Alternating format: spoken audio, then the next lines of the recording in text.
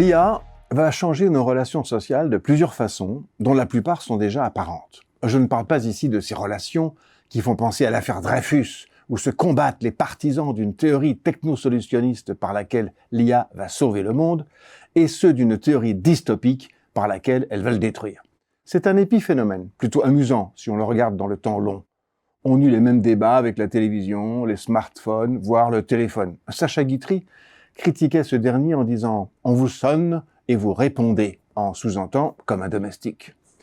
L'impact social de toute technologie est un bon sujet de débat. Toutes les technologies importantes, dites disruptives, ont un impact sociétal. L'IA a largement commencé à travers ses applications déjà nombreuses, notamment à travers les réseaux sociaux.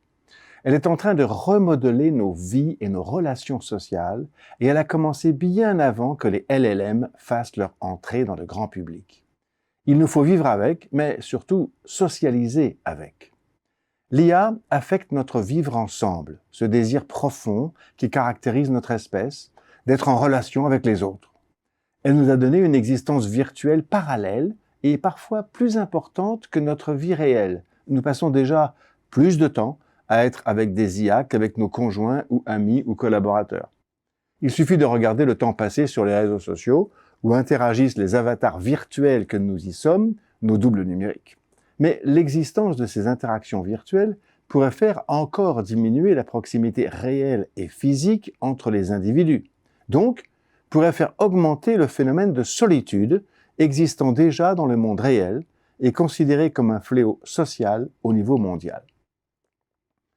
L'IA excite aussi un autre de nos besoins fondamentaux, celui de compétition, de briller, d'apparaître unique, de soigner nos apparences, de plaire, de bien rédiger, etc., quitte à en être parfois complexé à la pensée que notre moi réel ne puisse plus coïncider avec notre moi virtuel, parfois très élaboré. L'IA nous permet enfin de répondre partiellement et de façon parfois illusoire à notre besoin de sens. En nous montrant des relations, des attitudes, des opinions, elle peut nous aider à comprendre ce qui anime les autres et nous-mêmes. Elle nous incite à croire qu'on peut ainsi rationaliser nos univers. Cela inclut le marché du travail, le marché de l'amour, celui des loisirs ou de la connaissance.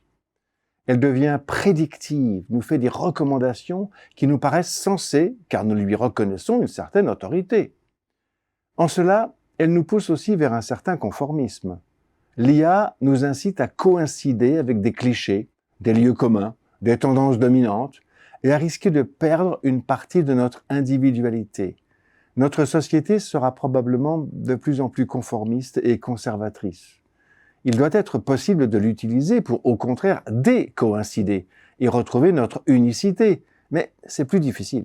En effet, par les gains de productivité individuelle qu'elle va permettre, elle peut nous donner du temps libre. Mais qu'allons-nous en faire face aux besoins primaires exprimés ci-dessus? Être en relation, être en compétition, trouver du sens? Allons-nous nous enrichir ou tourner en rond sur les réseaux sociaux? À chacun de voir, avec son esprit critique propre et dans sa culture propre, ce qu'il pourra en faire dans sa vie sociale. De grandes différences individuelles apparaîtront selon les individus et la force ou non de leur individualité. Soyons optimistes et voyons les bons côtés de ces changements sociétaux, plus de temps libre et de relations réelles. On peut rêver, non ?